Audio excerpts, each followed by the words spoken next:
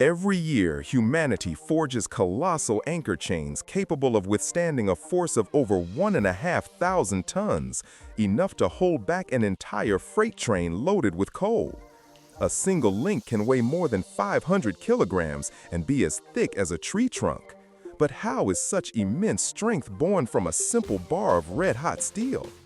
What brutal trials must every meter of this steel serpent endure before it is trusted to the depths of the ocean? Stay with us until the end to witness a process of fire, sparks, and true engineering alchemy.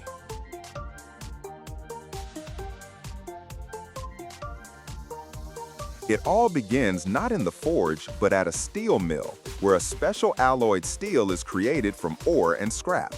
This is no ordinary metal.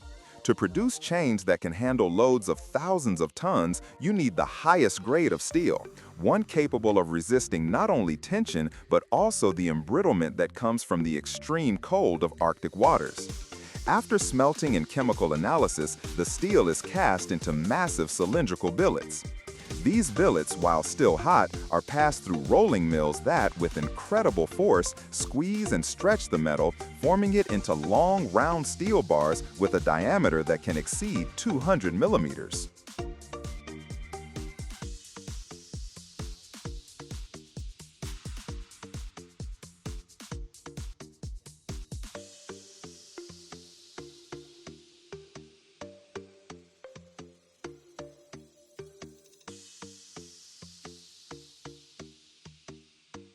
The production hall is a kingdom of fire and metal.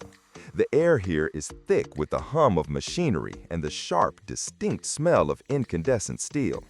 It is here that the magic happens, transforming a straight bar into a curved closed loop.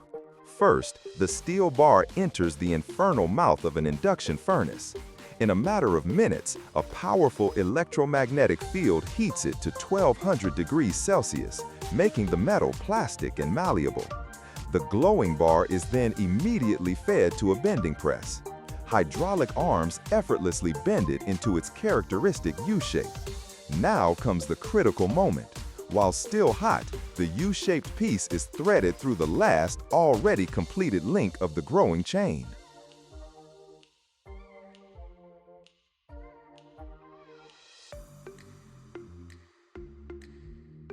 This is how the links are interconnected.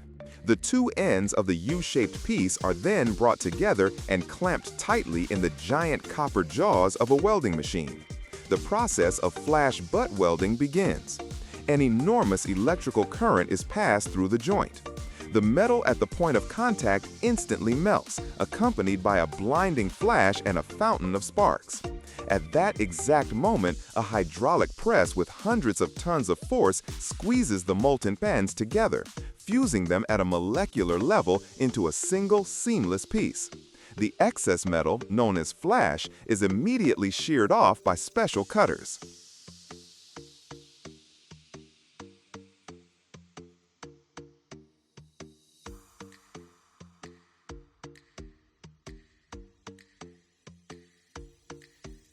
While the link is still hot from welding, a special stud is fitted into its center. This crosspiece not only gives the link additional rigidity, but, most importantly, prevents it from deforming and tangling during use. After the stud is set, the entire chain, or a section of it, undergoes heat treatment. It is reheated to a precise temperature and then rapidly cooled or quenched in a huge pool of water. This process makes the steel extremely hard, but also brittle. To remove this brittleness, the chain is heated again to a lower temperature and left to cool slowly in the air. This final step is called tempering.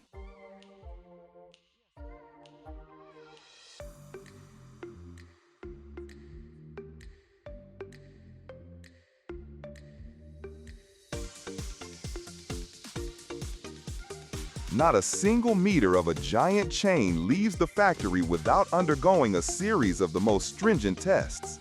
This is the guarantee that it will not fail at a critical moment.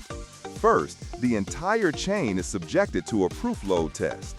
It is secured in a special testing machine, a colossal hydraulic bench dozens of meters long. the machine begins to stretch the chain with a force significantly greater than its nominal working load. Inspectors meticulously examine every link for any sign of deformation. But the most dramatic trial is the break test. A test sample of several links is cut from the finished batch. It is placed in the same machine and pulled until it shatters.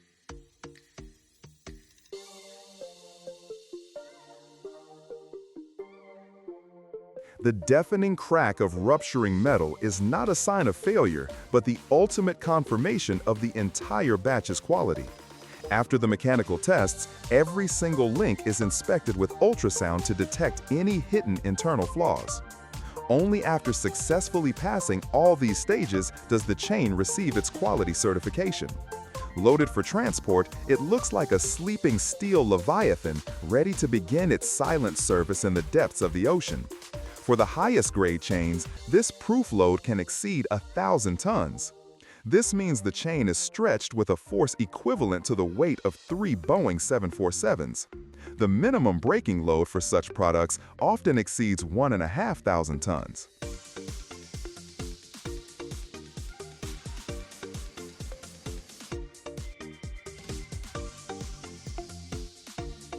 Behind every giant link is a world of impressive numbers.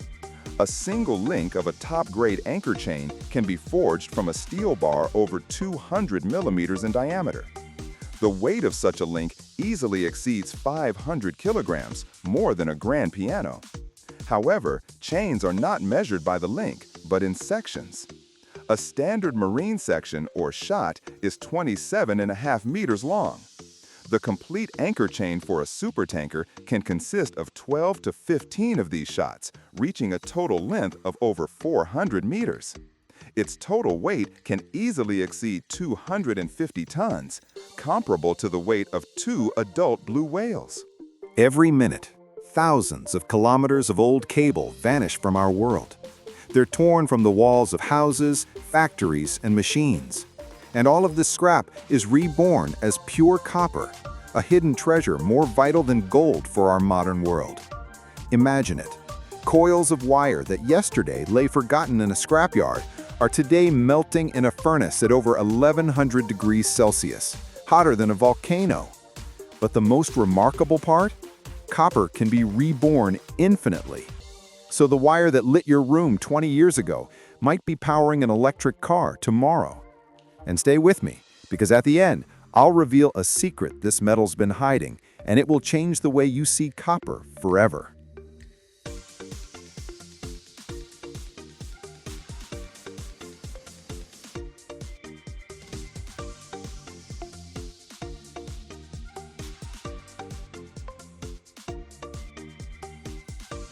Every wire you see around you, from old charging cables to industrial coils, has a story. It was part of something, conducting power, carrying signals, bringing things to life. But time moves on, technology is upgraded, machinery replaced, and these cables become waste. But this is where their second life begins. The scrap is gathered from everywhere: homes, offices, demolition sites, even old vehicles. A vast, unseen logistics network of lorries, containers, and depots comes to life. It's a treasure hunt, but the prize is metal and plastic, twisted together in a tangled mess. The first stop, the factory floor. Here, the cables pass through the hands of experienced operators who aren't just sorting, they're industrial archaeologists.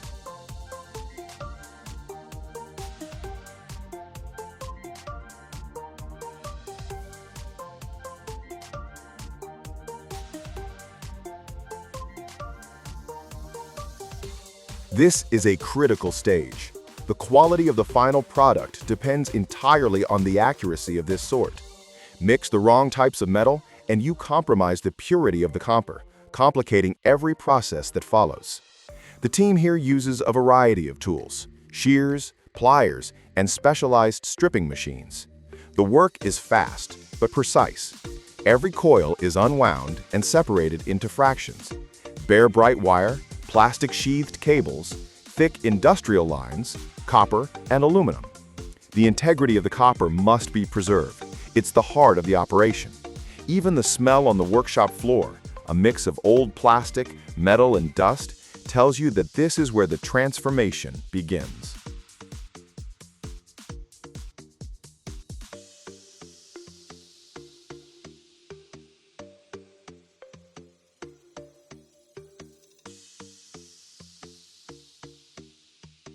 The coils are separated, the wires untangled, but the real alchemy is yet to come. What were once kilometers of cable are now fed into the heart of the plant. Some call it a shredder, others a dragon with steel teeth. The principle is the same. This beast devours everything. Cable fragments are loaded into a vast hopper. Inside, shafts armed with razor-sharp blades don't cut, they chew. Copper, aluminum, plastic, it's all torn, crushed, and ripped into small pieces.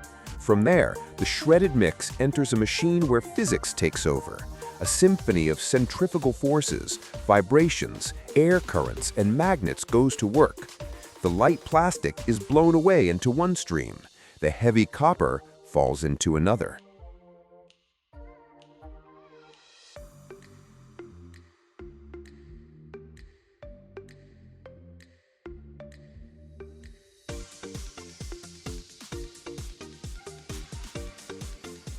The air is thick with dust. The hum of machinery is constant.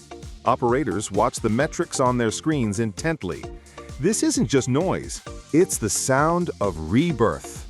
Just like the alchemists of old who sought to turn lead into gold, there are formulas at work here too. But instead of elixirs, there are weighing systems, calibration tools, and purification technologies. Because in the modern world, magic is just well-engineered technology.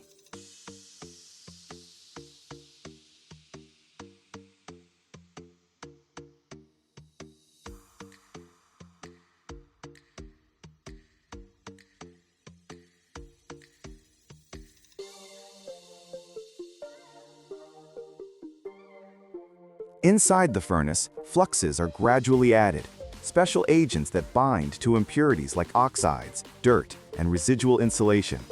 They float to the surface, forming a dark crust of slag. This is skimmed off by hand with long ladles, in a heat you can feel through a protective suit. It is one of the most dangerous jobs in the plant, but also one of the most majestic. Here, people witness the purification of old metal with their own eyes. They watch rusty scrap transform into a molten lake that glows like the sun. Even the sound is different here, a deep, guttural, threatening hum. It's the sound of copper saying, "I am returning."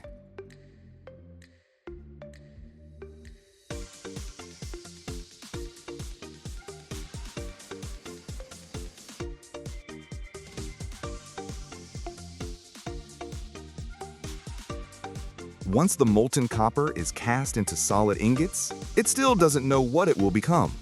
Its future lies in the hands of engineers and the rolling mill. The ingots are transported to the mill, reheated, and then forced through a series of giant rollers, like flattening a piece of red-hot dough. With each pass, it gets thinner. With each pass, smoother.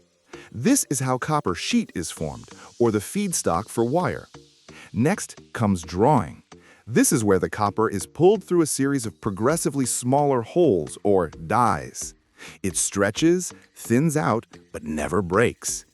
Each die brings new precision, measured in microns. All of this to create a thin, flexible, gleaming copper wire.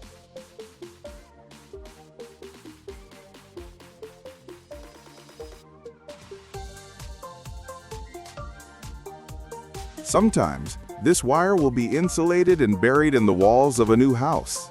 The average home requires around 200 kilograms of it. Sometimes it will be wound into the motor of an electric vehicle. And sometimes it becomes the delicate coil in a pair of headphones, carrying music from one heart to another. Every minute, over 17 tons of copper scrap are recycled globally. It's a metal that can be repurposed almost infinitely with no loss of quality. It lives, works, melts, and begins again.